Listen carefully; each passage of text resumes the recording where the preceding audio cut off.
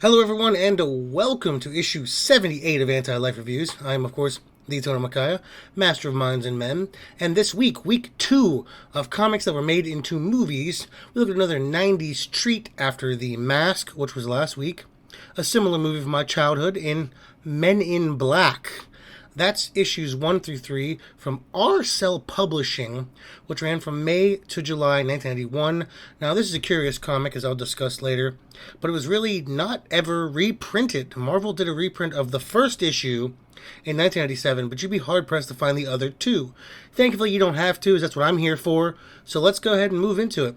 Before we begin, subscribe. Just do it. Or some guys in black suits come around and just mess up your day. The writers and artists on this, the writer is Lowell Cunningham, and the artist is Sandy Carruthers. I'm going to kind of lump both of them together, as they really only have one thing of note in their career. Not to seem rude or anything, but they did Men in Black, and that was kind of it in so many ways. So yeah, this is both men's kind of magnum opus there. Issue number 1, we do a flash-forward opening to a man by the name of Carl North, who has been captured by a cult near the U.S.-Mexico border. They want to sacrifice him, and they give someone a drug that causes them to freak out and attack Carl. We flash back to some time before this, and we meet Kay, who is observing DEA agent Carl North. Now we know who he is. We find out Carl is going to be the new recruit and Kay's new partner. Carl is undercover, trying to get into a guy named Hector's cult. Kay comes in and kills some of the cult members and uses a flashlight thing called the Neuralizer to knock Carl out. When he awakens, he is informed he is Kay's new partner and that he intentionally killed those men to try to get Hector out of hiding. He tells Carl he is now a man in black, and after some hemming and hawing, Carl agrees, putting his hand on a machine which wipes his identity, and he is given a new name, J, J-A-Y, and K is K-A-Y. When the cult is manufacturing or attempting to manufacture a drug called Berserk with a Z, which causes people to become nigh unstoppable. K uses J as bait to lure the cult out, and this leads to the opening where Hector gives Berserk to a woman who tries to kill J. K interferes, and in the fracas, Hector is killed by his own cult, now high on the drug, and the remainder of them are killed and set fire to. Jay complains about being used like that, and Kay admonishes him to end the issue. Now I'm going to go over the differences or sameness here about the movie and the comic at the end. But beyond that, I do like that they don't just deal with aliens, that they deal with anything the government is worried about the public getting to know. Kay is quite the dick here, and Jay and him have a real antagonistic relationship. Really, it was just okay, to be honest. It wasn't written all that well, just pretty standard story stuff. The art is dodgy but passable for an indie comic at the time. It was an interesting introduction. Yeah. Issue 2, we come upon a farm in Oklahoma where my good friend Sheena is from. A UFO lands and a farmer is approached by some bug-like aliens. He says they want his gun, and he says he'll have to pry it from his cold, dead hands. They seem to agree with this sentiment. We move to the MIB headquarters where we see Kay and Jay in a full contact sparring session. Jay gets totally fed up and says he's done with this, but the place is like an Escher painting and he can't seem to find his way out. Kay tells Jay pretty much straight out, "You're in for life, that's it, only way out is death." They have to go investigate the UFO reports we just previously heard about. After some car action, they talk to the farmer and his wife, which means Kay neuralizes them, gets the information, then feeds them some BS about swamp gas and weather balloons. Standard government lines. We find out the aliens come every night and are very punctual, as Kay readies a plethora of guns in which to murder them, and Jay asks to talk to them before he starts shooting. The aliens arrive, inquiring if the farmer is dead. It turns out the aliens are just very literal and on a scavenger hunt. So they are going to come back until the farmer died so they could pry it from his cold, dead hands, as he told them is when they could have the gun. So Jay just gives him the gun without the bullets, and they seem happy and go away. And shockingly, Kay seems almost proud of his partner. This one was interesting.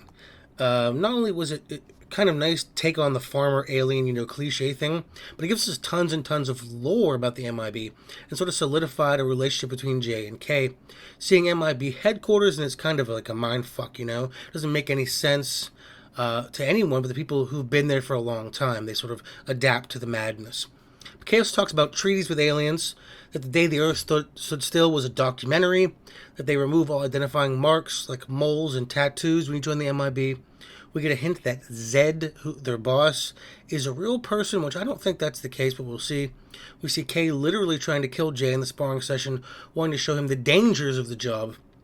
Jay doesn't want to be an MIB, and he sort of realizes the depths he's in when he sees a paper with Carl North's obituary on it, who he was. And Kay's constant taunting about poor dead DEA agent Carl North. And Jay, being smart, handling the aliens in a kind of a funny way, shows that he isn't the psychopath Kay is. Jay is thinking, I'm stuck in this thing, but I don't have to be the way this guy is. A solid and interesting issue. Issue 3, final issue. So we had cults, aliens, and this one deals with demons. Speaking of demons, add me on Instagram, under Demon Peaks. Come upon some kids playing at Dungeons and Dragons. Why does Dungeons and Dragons come so frequently for me recently? Do I need to play it or something? I never have.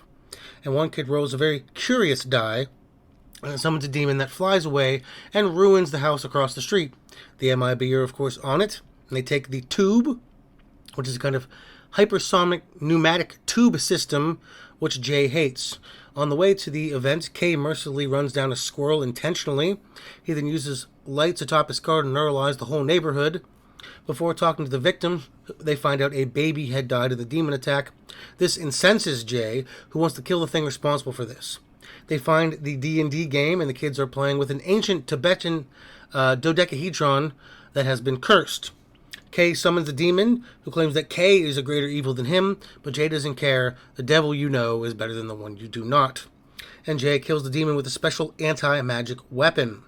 In the end, Kay expresses that Jay is a full-fledged Man in Black now, and that he's just like him. But Jay admonishes him, saying he is a man in Black, but he's not like Kay at all.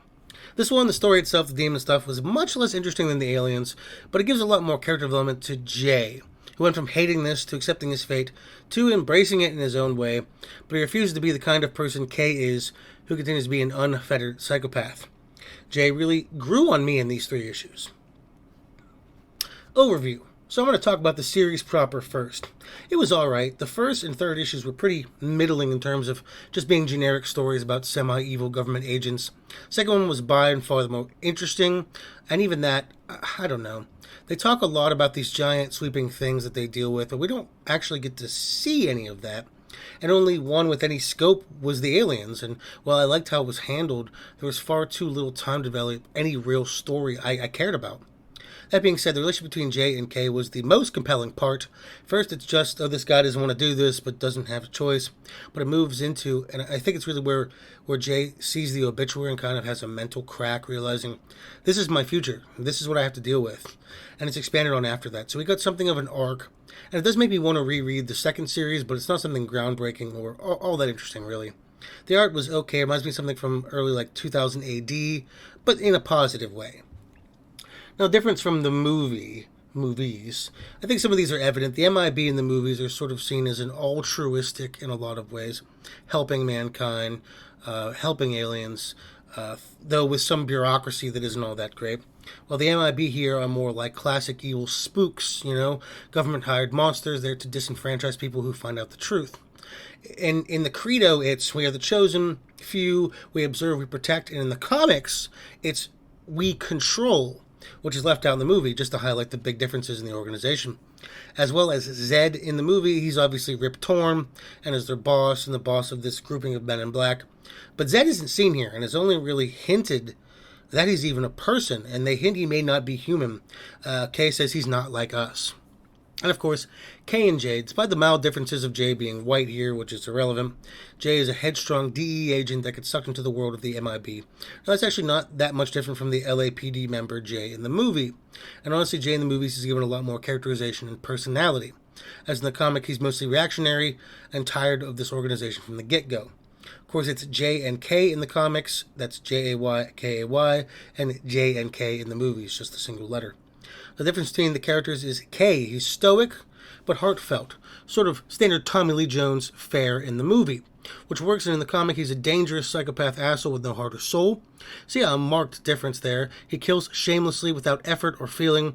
He neuralizes people all the time, which the neuralizer here is also kind of used as a truth serum as well.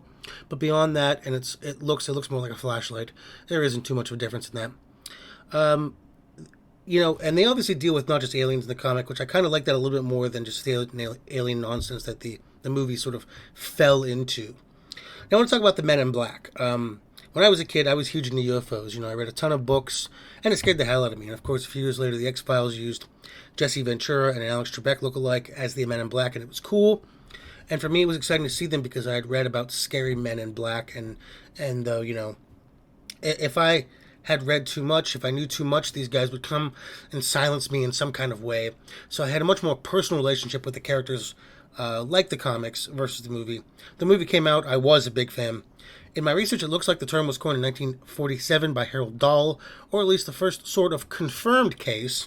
Of course, I think since there's been governments, the brown shirts, the black shirts, there's been shady organizations that control things. As far as the movie changed the way the Men in Black can be used, I think in the zeitgeist, for better or worse. And I think it's pretty obvious we won't see any more of the classic Men in Black characters on our screens anytime soon. Well, that was week 2 of my comics that returned to movies with the Men in Black. Had you heard of the Men in Black before the movie? What was your first exposure? Let me know down below. Also, please add me on Instagram, as I mentioned before, under Demon Peaks for daily Twin Peaks memes. Check my podcast, The Dark Peaks Podcast, and please don't forget to subscribe to this channel right here. Next week, look at a book I want to talk about for some time, In a History of Violence. This has been the Tony Makaya, Master of Minds and Men. Thank you very much, and goodbye.